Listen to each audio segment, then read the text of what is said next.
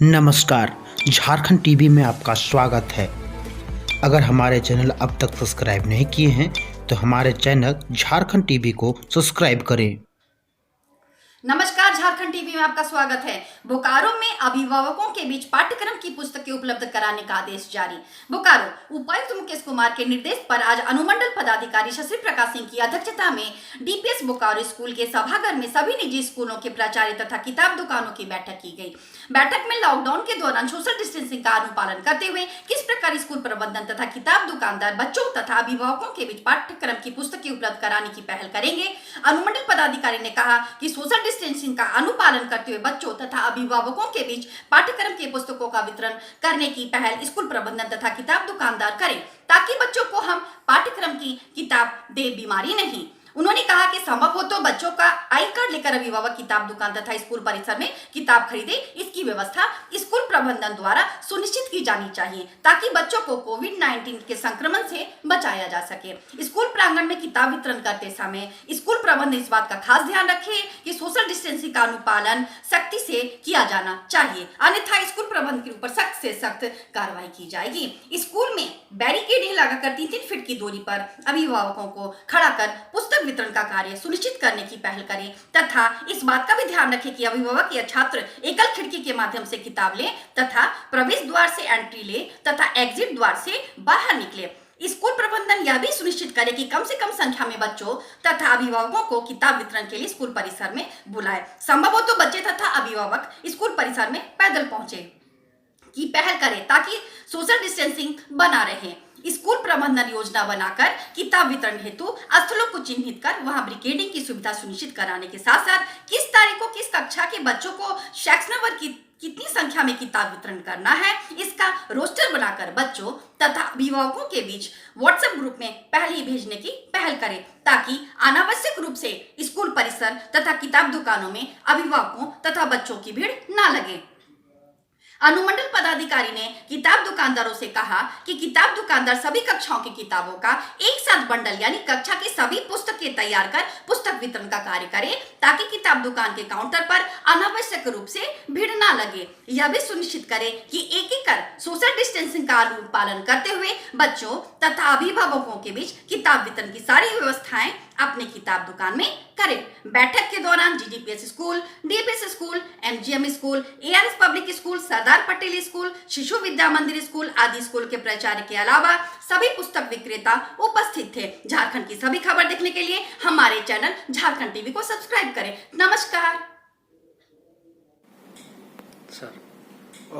नमस्कार, मैं मुकेश कुमार उपायुक्त बोकारो बोल रहा हूँ। किताब की दुकानों को लेकर जो है एमएचए की जो रिवाइज गाइडलाइंस आई है उसके तहत जो है किताब की दुकानों को, पंखे की दुकानों को जो है हम लोगों ने खोलने की अनुमति दी है, लेकिन इसमें कुछ एक शर्त जो है, कुछ एक कंडीशंस इम्पोज करे गए हैं। जो विभिन्न बहुत सारे यहाँ पे प्राइवेट स्कूल्स हैं या जो स्कूल्स की किताबें चलती हैं, उन स्कूल्स के लिए एसडीओ की अध्यक्षता में एक टीम गठित की गई है जिसमें कई प्राइवेट स्कूल्स के टीचर्स और बुक शॉपकीपर्स के साथ जो है बहुत डिटेल्ड प्लानिंग की गई है। उसमें स्कूल की जो किताबें हैं वो मंडे से स्कूल प्रेमाइजेस में ही मिलेंगी, जिसमें सेट बनाने का डायरेक्शन, पानी की उपलब्धता, बाकी चीजों के ऊपर चर्चा करके एसडीओ ने सभी विद्यालयों को डायरेक्ट किया है और उसमें बुक शॉपकीपर्स को इस बात की इजाजत होगी कि वो अपना स्टॉल लगा सकते हैं और वो स्टॉल पे भी जो है सोशल डिस्टेंसिंग उनको इंश्योर करनी है। अभिभावकों को इम्पेशेंट होने की जरूरत नहीं है। किताब की दुकानें सिर्फ 1 या 2 दिनों के लिए नहीं खोली जा रही हैं, मैं बिल्कुल क्लियर कर देता हूं। इसकी वजह से अननेसेसरली पैनिक या अननेसेसरली बुक बाइंग करने की जरूरत नहीं है।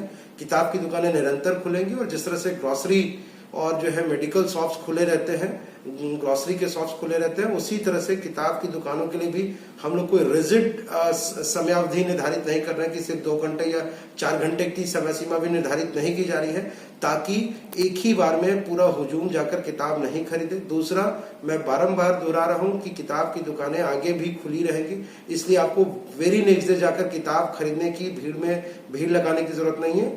जो किताब दुकानदार सोशल डिस्टेंसिंग को कॉम्प्रोमाइज करवाएंगे अपनी दुकान के ऊपर, उनके ऊपर भी प्राथमिकी दर्ज कराई जाएगी और जो व्यक्ति सोशल डिस्टेंसिंग को कॉम्प्रोमाइज कर या बिना मास्क पहने हुए या अननेसेसरली भीड़ लगाकर किताबों को खरीदेगा, उनके ऊपर भी कार्रवाई की जाएगी।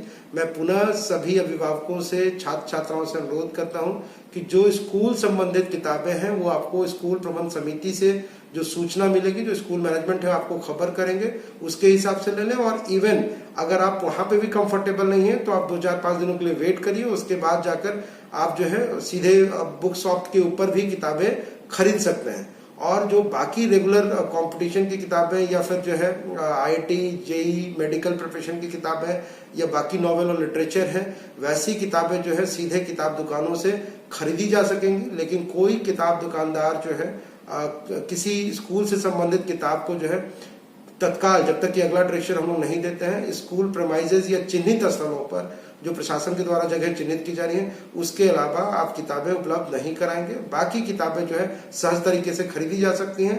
पर्पस ये है, हम लोग इसलिए इसको रेगुलेट कर रहे हैं ताकि अनावश्यक भीड़ भाड़ नहीं हो, लोग सोशल डिस्टेंसिंग के रिगार्ड करें और किताबों को खरीदने की जद्दोजहद में हम कोरोना जैसी महामारी से जो है कहीं ग्रसित नहीं हो जाए। बिकॉज जब सोशल डिस्टेंसिंग कॉम्प्रोमाइज होती है तो चांसेस बहुत ज्यादा होते हैं कि हम इससे संक्रमित हो जाए अगर एक भी व्यक्ति कोरोना संक्रमित है तो।